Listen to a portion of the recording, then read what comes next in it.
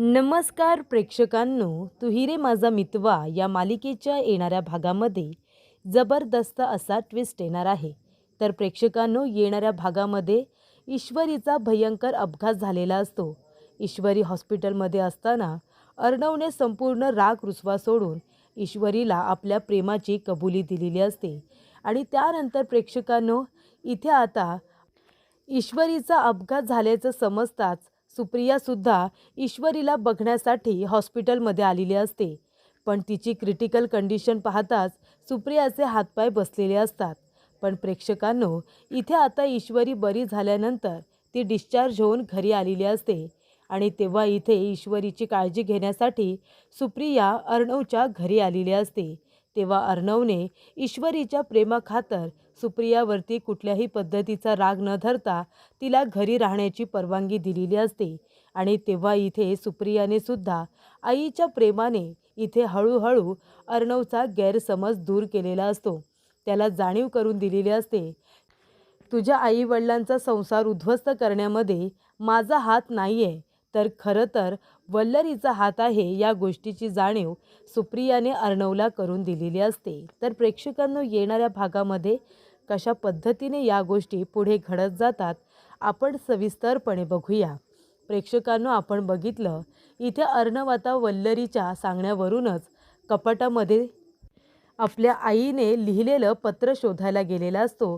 पण तिथे गेल्यानंतर त्याला चेकबुकच्या ऐवजी आणि इथे एका चिठ्ठीच्या किंवा पत्राच्या ऐवजी रमाकांत काका आणि सुप्रियाचे फोटोज सापडलेले असतात. आणि त्याचबरोबर ईश्वरीने रेकॉर्ड केलेलं रेकॉर्डिंगसुद्धा सापडतं. तेव्हा इथे अर्णवचा राग अनावर झालेला असतो आणि जाब विचारण्यासाठी अर्णव सुप्रियाला तिच्या घरी गेलेला असतो. तेव्हा प्रेक्षकांनो, इथे आता सुप्रिया अर्णवला सांगण्याचा प्रयत्न करत असते की माझ्या भूतकाळामध्ये ज्या गोष्टी घडलेल्या आहेत त्या सगळ्याचा संबंध तुमच्या कुटुंबाशी आहे, मला माहिती नव्हतं. आणि तुझ्या आईवडिलांचा संसार उद्ध्वस्त करण्यामध्ये माझा हात नाही आहे. पण अर्णव एका फोटोवरती विश्वास ठेवतो आणि सुप्रिया जे काही बोलत असते ते सगळं तो नजरअंदाज करत तिला ब्लेम करत असतो. तो म्हणत असतो की तुमच्यामुळे माझ्या आईने तिचं आयुष्य संपवलं. आम्ही लहानपणीच अनाथ झालो, फक्त तुमच्यामुळे. तुम्हाला काहीच कसं वाटलं नाही लग्न झालेल्या पुरुषाला फसवायला? एखाद्याचा संसार उद्ध्वस्त करताना तुम्हाला ती लहान मुलं आठवली नाही का? तेव्हा सुप्रिया म्हणत असते की मी खरंच काही केलेलं नाही आहे. अर्णव, एकदा शांतपणे माझं ऐकून घ्या आणि माझ्यावरती विश्वास ठेवा. पण अर्णव आता इतका चिडलेला असतो की तो काहीसुद्धा ऐकून घेत नाही. आणि त्यानंतर प्रेक्षकांनो, इथे आता ईश्वरीसुद्धा धावत पळत आलेली असते. ती अर्णवला समजावण्याचा प्रयत्न करत असते. त्यानंतर प्रेक्षकांनो, इथे आता ईश्वरीसुद्धा तिथे आलेली असते. पण अर्णव तिला तिथे राहू देत नाही. तेव्हा ईश्वरी सुप्रियाबरोबर बोलण्याचा प्रयत्न करत असते. सुप्रिया म्हणत असते की इशू बेटा, मी खरंच काही केलेलं नाही आहे. तुझी शपथ, तुझ्या बाबांची शपथ, माझ्यामुळे त्यांचा संसार उद्ध्वस्त झालेला नाही आहे. एका बाईमुळे त्यांचा संसार उद्ध्वस्त झाला हे नक्की आहे, पण ती बाई मी नाही आहे. ती बाई कुणीतरी दुसरीच होती. तिने हे सगळं जाणून बुजून केलं आहे. अर्णवच्या आईवडिलांना एकमेकांपासून दूर करण्यासाठी ते बाईने हे कारस्थान केलं होतं. पण अर्णव आता कुठल्याही बोलण्यावरती विश्वास ठेवायला तयार नसतो. पण इथे ईश्वरीला आपल्या आईवरती पूर्ण विश्वास असतो. ती म्हणते की आई, मला माहिती आहे तू असं कधी करूच शकत नाही. नक्कीच त्यावेळी परिस्थिती वेगळी असेल. तेव्हा सुप्रियाने तिला सांगितलेलं असतं की मी काहीच केलेलं नाही आहे. तेव्हा ईश्वरी म्हणते माझा तुझ्यावरती पूर्ण विश्वास आहे. तेव्हा अर्णव म्हणतो मिसिंदर चल, तुला जर माझ्याबरोबर यायचं असेल तर आत्ताच्या आता गाडीमध्ये बस. तेव्हा ईश्वरी अर्णवबरोबर जाते, कारण त्याला शांत करण्याची गरज असते. तेव्हा प्रेक्षकांनो, ईश्वरी आता अर्णवच्या शेजारी जाऊन बसते. अर्णव अर्ध्या रस्त्यातच गाडी उभी करतो आणि म्हणतो की हे सगळं तुझ्या आईमुळे झाले. तुझी आई आता जे काही बोलते ते तुला खरं वाटतंय का? तेव्हा ईश्वरी म्हणते हो, कारण मी माझ्या आईला लहानपणापासून बघते. मला माहिती आहे माझी आई कधीच खोटं बोलत नाही आणि तिच्यासारखी बाई एखाद्याचं घर वाचू शकते, कधीच कुणाचं घर तोडू शकत नाही, उद्ध्वस्त करू शकत नाही. नक्कीच त्या बाईने तुमच्या आईवडिलांना आणि माझ्या आईला फसवले. ती बाई कोण आहे याचा विचार का केला जात नाही आहे? तेव्हा प्रेक्षकांनो, अर्णव म्हणतो की मला माहिती आहे तू सुद्धा तुझ्या आईची बाजू घेशील ना, पण एक गोष्ट लक्षात ठेव, तू सुद्धा माझ्याबरोबर लग्न खरोखर मला फसवायलाच गेलंस का? तेव्हा ईश्वरी म्हणते की मी असं काही केलेलं नाही आहे. अर्णव म्हणतो की मला तुझ्यावरती दया आली. माझं तुझ्यावरती प्रेम होतं म्हणून मी तुझ्याबरोबर लग्न केलं होतं. पण तुझं तर माझ्यावरती प्रेमच नव्हतं ना कधीच. कधीच प्रेम नव्हतं. म्हणून तर तूही मला तुझ्या आईसारखं फसवलंस आणि ही गोष्ट माहिती असूनसुद्धा माझ्यापासून लपून ठेवलीस. तेव्हा इथे अर्णव म्हणत असतो, पण तुझी शिक्षा काय असेल माहिती आहे? आणि तुझ्या आईची शिक्षा? तुझं जरी माझ्यावरती प्रेम नसेल ना मिसिंदौर, तरीसुद्धा तुला ह्या प्रेम नसलेल्या लग्नामध्ये राहावं लागेल माझ्याबरोबर. तेव्हा इथे अर्णव आता ईश्वरीला आपल्याबरोबर घेऊन जातो. पण प्रेक्षकांनो, हे सगळं घडत असताना वल्लरीचा प्लॅन मात्र फ्लॉप झालेला असतो. कारण ही गोष्ट आता अर्णव घरातल्या लोकांना सांगेल, खूप मोठा तमाशा होईल असं वल्लरीला वाटलेलं असतं. पण तसं काहीसुद्धा होत नाही. कारण अर्णव ही गोष्ट कुणालाही सांगत नाही आणि तो घरामध्ये सगळ्यांच्या समोर ईश्वरीला काही बोलतसुद्धा नाही. तेव्हा ईश्वरी म्हणत असते की सर, माझं तुमच्यावरती प्रेम आहे. या लग्नामध्ये प्रेम आहे आपल्या. तेव्हा इथे ईश्वरी म्हणते, पण ही गोष्ट सांगायला कदाचित मी खूपच जास्त उशीर केलेला आहे. तेव्हा इथे अर्णव आता ईश्वरीबरोबर अजिबात चांगला बोलत नसतो. आधी ईश्वरीने त्यांच्यामध्ये एक लाईन तयार केलेली असते आणि आता अर्णवने त्यांच्या दोघांमध्ये उशा लावलेल्या असतात. तेव्हा इथे ईश्वरीला कळतं की अर्णव किती हर्ट झालेला आहे ते. तेव्हा ईश्वरी म्हणते, अर्णव सर, तुमचा हा गैरसमज मी कसा दूर करू मला कळत नाही आहे. तेव्हा ईश्वरी म्हणते, सर, तुमचा काहीतरी गैरसमज झाला आहे. माझं खरोखर तुमच्यावरती प्रेम आहे. मी स्वतःची शपथ घेऊन सांगते, मी गणूबाप्पांची शपथ घेऊन सांगते, तुमच्यासारख्या माणसावरती कोण का प्रेम करणार नाही? माझं मनापासून प्रेम आहे. प्लीज विश्वास ठेवा. अर्णव तिचं काहीसुद्धा ऐकायला तयार नसतो. त्याला असं वाटत असतं की ईश्वरी आता खोटं बोलते. तेव्हा अर्णव म्हणत असतो, खोटं बोलायची गरज नाही आहे मिसिंदौर. जर प्रेम असतं तर याआधी कधीच बोलून मोकळी झाली असतीस. तेव्हा ईश्वरी म्हणत असते, आहे सर, खरोखर प्रेम आहे. आपल्या या नात्यामध्ये प्रेम नसतं तर आपण राहू शकलो असतो का? तेव्हा इथे अर्णव आता तिच्या बोलण्याकडे लक्ष न देता तो आता झोपून जातो. तेव्हा प्रेक्षकांनो, बरेचसे दिवस निघून जातात. इथे सुप्रिया अर्णवजवळ बोलण्याचा प्रयत्न करत असते, त्याला समजवण्याचा प्रयत्न करत असते, पण काहीही ऐकून घेण्याच्या मनस्थितीमध्ये अर्णव नसतो. वल्लरी वाट बघत असते, कधी एकदा ह्या दोघांमध्ये वाद निर्माण होतील आणि कधी एकदा ही ईश्वरी या घरातून निघून जाईल असं तिला वाटत असतं. पण त्यानंतर प्रेक्षकांनो, इथे ईश्वरी आता अर्णवला भेटण्यासाठी ऑफिसला निघालेली असते. त्याच्यासाठी तिने टिफिन तयार केलेला असतो आणि ती घेऊन जात असते. आणि तेव्हाच प्रेक्षकांनो, ईश्वरी रिक्षामधून उतरून रस्ता क्रॉस करत असतानाच एक दुसरी गाडी येते आणि तिला धक्का देऊन निघून जाते. गाडीची धडक बसल्यामुळे खूप मोठा अपघात तिचा झालेला असतो. तेव्हा प्रेक्षकांनो, ईश्वरीच्या डोक्यातून खूपच जास्त रक्त गेलेलं असतं. आणि तेव्हा प्रेक्षकांनो, तिथल्या काही लोकांनी ईश्वरीला उचलून सिटी हॉस्पिटलमध्ये ॲडमिटसुद्धा केलेलं असतं. तेव्हा इथे सगळेजण ईश्वरीची वाट बघत असतात.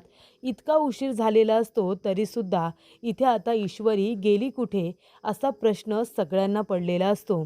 तेव्हा प्रेक्षकांनो, इथे आता अर्णवला फोन केला जातो. ईश्वरी तिथे आली नाही का? तुझ्यासाठी ती टिफिन घेऊन आली. तेव्हा इथे अर्णव म्हणत असतो, नाही, मी सिंदूर इथे आलेली तर नाही आहे. अर्णव ईश्वरीवरती रागवलेला असतो, पण तो तिच्या बाबतीत खूपच जास्त प्रोटेक्टिव्ह असतो. तेव्हा अर्णव सारखा ईश्वरीला फोन करत असतो.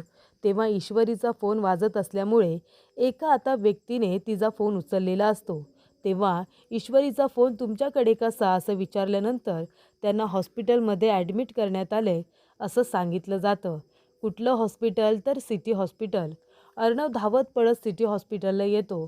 तिच्या अपघाताची बातमी कळल्यानंतर त्याने सगळ्या मीटिंग्स वगैरे सोडून आता हॉस्पिटल गाठलेलं असतं. तेव्हा इथे अर्णव ईश्वरीला बघतो तर खूपच जास्त ब्लड लॉस झालेला असतो. ही गोष्ट आता ईश्वरीच्या घरच्या लोकांना कळते. ते सगळेजण तिथे येतात आणि तेव्हा प्रेक्षकांनो, इथे आता ईश्वरीला घरातलं कुणीही ब्लड देऊ शकत नाही. कारण का?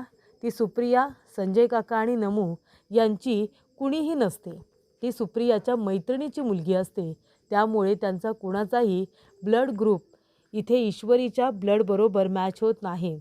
तेव्हा प्रेक्षकांनो, अर्णवला कळतं की ईश्वरी तर यांनी सांभाळलेली मुलगी आहे.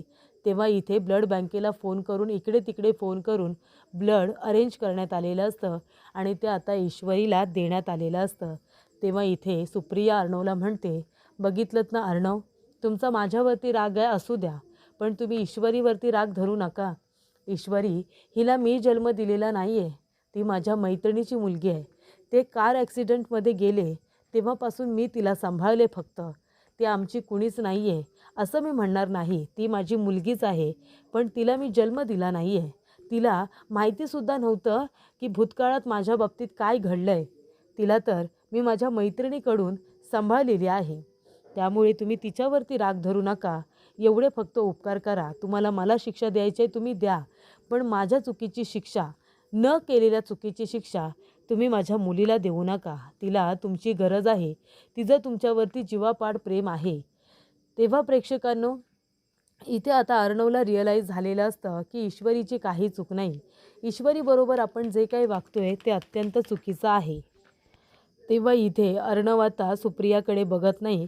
तो सरळ तिथून निघून जातो आणि हॉस्पिटलमध्ये आता ईश्वरी शुद्धीवरती आल्यानंतर अर्णव तिचा हात हातात घेतो आणि म्हणतो, सॉरी, मी तुझ्याबरोबर जे काही वागलो ते खूपच चुकीचं वागलो. त्यासाठी मी मनापासून तुझी माफी मागतो. माझ्यामुळे तुला इतका त्रास झाला ना, माझ्यामुळे तुला हे सगळं लागलं. तेव्हा ईश्वरी म्हणते, नाही सर, तुमच्यामुळे काही झालेलं नाही आहे. तेव्हा ईश्वरी म्हणते, सर प्लीज तुम्ही परत बोलू नका की आपल्या लग्नात प्रेम नाही आहे. आपल्या लग्नात खूप प्रेम आहे सर, माझं जीवापाड प्रेम आहे. तेव्हा इथे अर्णव म्हणतो, मला ते कळलं आहे, तुला सांगायची आता सारखी सारखी गरज नाही आहे, तू आराम कर. त्यानंतर इथे काही दिवसानंतर ईश्वरीला डिस्चार्ज देण्यात आलेला असतो. पण ईश्वरीला आता कुणीतरी जास्तीत जास्त काळजी घेण्याची गरज असते. तेव्हा सुप्रिया इथे आता घरी येऊन आजीला रिक्वेस्ट करते आणि तेव्हा प्रेक्षकांनो वल्लरी घाबरून आता लपून बसलेली असते. सुप्रिया तिथे आल्यानंतर अर्णवला खरं तर राग आलेला असतो, पण इथे आता सुप्रियाने परवानगी मागितलेली असते. तर इथे आजी अंजली आणि त्याचबरोबर अर्णवकडून सुद्धा परवानगी मागितलेली असते. घरामध्ये कोणालाही संशय येऊ नये म्हणून अर्णवने परवानगी दिलेली सुद्धा असते. आणि त्यानंतर वल्लरी आता घाबरलेली असते की जर या घरामध्ये सुप्रिया राहिली तर ती मला बघेल आणि माझं कारस्थान सगळ्यांना सांगेल. तेव्हा इथे वल्लरी आजारपणाचं नाटक करत असते आणि ती रूममधून बाहेरच येत नसते. पण इथे आता वल्लरीला सुप्रियाने बघितलेलं असतं आणि त्यानंतर सुप्रिया जोरात ओरडते. ती म्हणते, तुम्ही इथे? तेव्हा प्रेक्षकांनो घरामध्ये तमाशा झालेला असतो. तेव्हा इथे आता वल्लरी म्हणत असते की अर्णव, मी तुला म्हणाले होते ना की ज्या बाईने तुझ्या आईवडिलांचं आयुष्य उद्ध्वस्त केलं ती बाई दुसरी कुणीतरी आहे आणि ती बाई हीच आहे. ही तुमच्या घरामध्ये काय करते? तेव्हा अर्णव म्हणतो, काय बोलताय तुम्ही, ही माझी मामी आहे. तेव्हा सुप्रिया म्हणते, ही तुझी मामी असेल, पण मला केबिनमध्ये इंटरव्ह्यूसाठी पाठवणारी तर हीच होती आणि तुझ्या वडिलांना गुंगीचं औषध देणारी सुद्धा हीच होती. तेव्हा इथे अर्णव म्हणतो, काय बोलताय? वल्लरी म्हणत असते, नाही नाही, मी काही केलेलं नाही आहे, मी तर तुम्हाला ओळखतसुद्धा नाही. सुप्रिया म्हणते, तुमची ओळख गेली असेल पण माझी ओळख जाणार नाही. 17 वर्षांपूर्वी तुमच्यामुळे एक हसतं कुटुंब उद्ध्वस्त झालं. माझी काही चूक नसताना एक गरीब मुलगी तिथे फक्त इंटरव्ह्यूसाठी आली होती एका नोकरीच्या शोधामध्ये आणि ते सुद्धा रमाकांत सरांनी मला बहिणी समजून तिथे बोलवलं होतं आणि तुम्ही काय केलं, एका चुकीच्या पद्धतीने तो फोटो काढायला सांगितलात. मी फक्त त्या फोटोमध्ये त्यांना आधार देण्याचा प्रयत्न करत होते. त्यांना चक्कर आली आणि म्हणून त्यांचं डोकं चुकून माझ्या खांद्यावरती पडलं आणि त्या गोष्टीचा तुम्ही तमाशा केलात. तेव्हा प्रेक्षकांनो इथे आता सुप्रियाने अर्णवला सांगितलेलं असतं की अर्णव, तुझे वडील खूप चांगले होते, त्यांचा राग करू नकोस. खूप चांगला माणूस होता तो आणि तुझी आई तर चांगलीच होती. तेव्हा या सगळ्यामध्ये माझी चूक नाही आहे, खरं तर ह्या बाईची चूक आहे. तेव्हा वल्लरीसुद्धा नाहीच म्हणत असते. अर्णव म्हणतो, तमाशा बास झाला, माझ्या घरात तमाशा नको आहे. पण प्रेक्षकांनो सुप्रिया आता ईश्वरीची काळजी त्याच घरामध्ये राहून घेत असते आणि आता ही गोष्ट सगळ्यांना कळलेली असते. पण इथे आता वल्लरीचा कारस्थान इथे आता सुप्रियाने हळूहळू सगळ्यांच्या समोर आणलेला असतो आणि हळूहळू का होईना पण सुप्रियाने अर्णवच्या मनामध्ये असलेला आपल्याबद्दलचा गैरसमजसुद्धा दूर केलेला असतो. तिने आता काही गोष्टी अशा पद्धतीने सांगितलेल्या असतात. तेव्हा इथे अर्णवला कळलेलं असतं की सुप्रिया इतकी चांगली आहे की ती मुद्दामून कुठलीही गोष्ट करू शकणार नाही आणि त्यामुळे इथे वल्लरीचं कारस्थान अर्णवच्या समोर आल्यानंतर त्याने सुप्रियाला माफ केलेलं असतं आणि उलट तिच्याकडेच माफी मागून आता तिला पुन्हा एकदा माफ करत सासूचा दर्जा दिलेला असतो.